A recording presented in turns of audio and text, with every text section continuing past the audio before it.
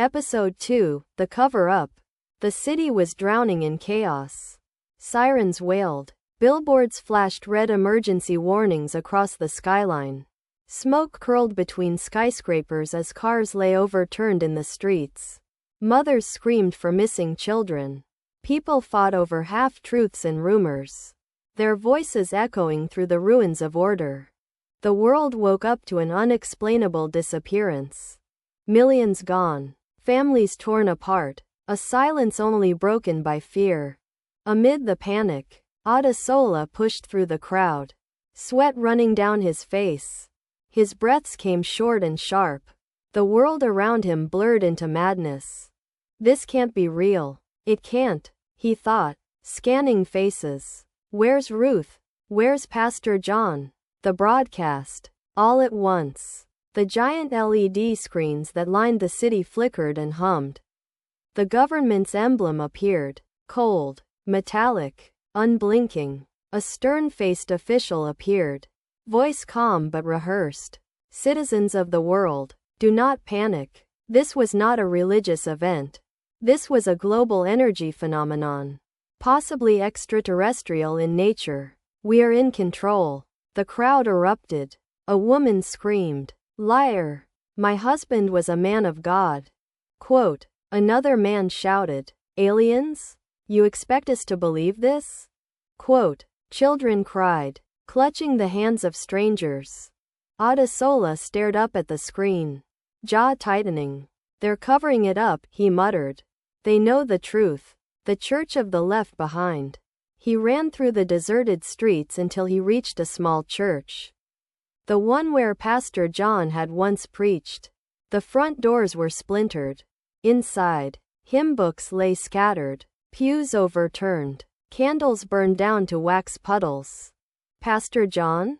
Ruth?" His voice echoed. "Anybody?" Quote, from behind the altar, a few frightened faces emerged. A young nurse named Amina, a quiet tech student named David, and an elderly man gripping a rosary so tightly his knuckles were white. "You're Adesola, right?" Amina asked cautiously. "The evangelist? You didn't vanish either." Quote, Adesola's chest heaved. "Don't call it vanishing." He looked around the ruined sanctuary, his voice breaking. "It was the rapture. The Bible warned us. We missed it." The words hung in the air like smoke. No one spoke. Even the wind outside seemed to hold its breath. The command center. Elsewhere, in a fortified control room buried deep beneath the Capitol, walls of screens glowed with data, heat maps, surveillance feeds, names scrolling endlessly under the heading, "Missing Persons." "Sir," a military officer reported, "panic is spreading. Religious groups are forming underground. Many pastors and leaders are gone. People are calling this biblical." The official leaned back, a cold smirk tugging at his lips. "Then silence them. Flood the networks with our version. Push the alien narrative. Anyone spreading religious hysteria," he paused, quote, "is a threat to global peace." A mechanical hiss filled the room as a hatch opened and dozens of spider-like drones launched into the night sky. Their red eyes blinked as they fanned out over the city. The searchers, back in the dark church. Adesola and his small band huddled together. The air outside buzzed with the sound of machines. David froze. "They're here." Amina's voice trembled. "They're hunting anyone who doesn't believe their story." The old man whispered through shaking lips. Revelation chapter 13. The beast, it's starting. Adesola's fists clenched. "No. This is only the beginning. But I won't take their mark. Never." A new world rising. Far away, in the heart of the city, crowds gathered before a colossal stage. Drones hovered overhead, projecting light like false stars. Then came him, a tall, composed figure stepping into the glow. His face remained shadowed, but his voice rolled like thunder. "Brothers and sisters," he declared, "fear not. The age of confusion is over. Together, we will build a new world.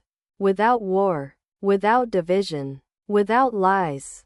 Cheers erupted. People wept with hope. Others bowed in awe. But somewhere in the crowd, a woman whispered, "Who is he?" Quote, Adesola's voice echoed in narration. "The Antichrist, I can feel it.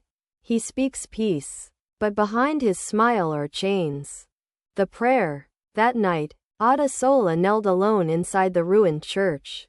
Moonlight spilled through shattered stained glass, painting his face with streaks of blue and crimson. The world outside burned, but in the silence he whispered, "God, I failed you. I wasn't ready. But please, give me strength now. Let me stand, even if the whole world bows to the beast." Tears fell onto the dusty floor. Then came the sound, the cold, electric hum of a drone hovering outside. Its red scanner beam crept through the window, crawling across the pews until it rested on his face. He looked up, unflinching. "The hunt has begun."